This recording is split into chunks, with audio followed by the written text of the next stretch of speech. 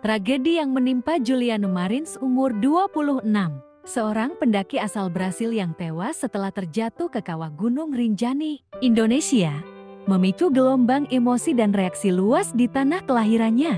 Kejadian memilukan ini tidak hanya menyisakan duka mendalam bagi keluarga, tetapi juga menggugah perhatian Presiden Brasil Luiz Inácio Lula da Silva.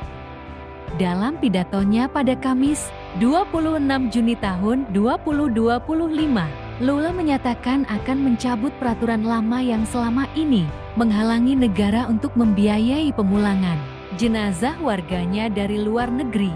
Langkah cepat Lula ini muncul setelah tekanan publik memuncak terhadap Kementerian Luar Negeri Brasil Itamaraty, yang sebelumnya menegaskan tidak dapat menggunakan dana negara untuk membiayai repatriasi jenazah, sesuai dengan Dekreto Nomor 9,19 September tahun 2017. Peraturan itu hanya memungkinkan pembiayaan negara jika terjadi keadaan darurat medis atau kemanusiaan. Namun, dalam kasus Juliana, tekanan masyarakat dan komunikasi langsung dari sang ayah, Manuel Marins, membuat Lula mengubah sikapnya. Saya akan mencabut dekret itu.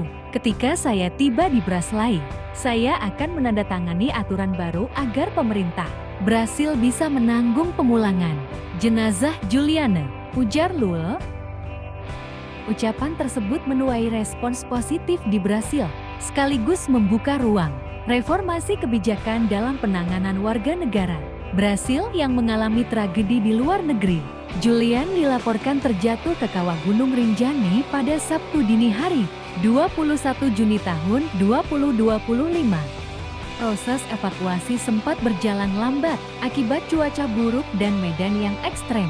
Baru pada Selasa 24 Juni, tim penyelamat berhasil menjangkau tubuhnya yang sudah tidak bernyawa. Proses evakuasi penuh baru berhasil dilakukan pada Rabu.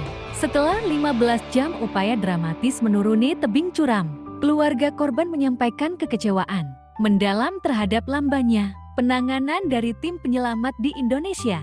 Melalui akun Instagram @Juliana Marins, pihak keluarga menulis bahwa Juliana menunggu bantuan selama 4 hari tanpa hasil. Kami tidak akan diam. Kami akan menuntut keadilan atas kelalaian ini, tulis mereka. Unggahan tersebut pun viral dan menjadi pemicu tekanan publik terhadap pemerintah Brasil. Jenazah Julian saat ini berada di Bali untuk menjalani proses otopsi resmi oleh otoritas Indonesia. Otopsi ini bertujuan memastikan penyebab kematiannya secara medis sebelum proses pemulangan dilakukan. Setelah otopsi selesai, jenazah akan segera diterbangkan ke Brasil dan dimakamkan di kota asalnya, Nitri.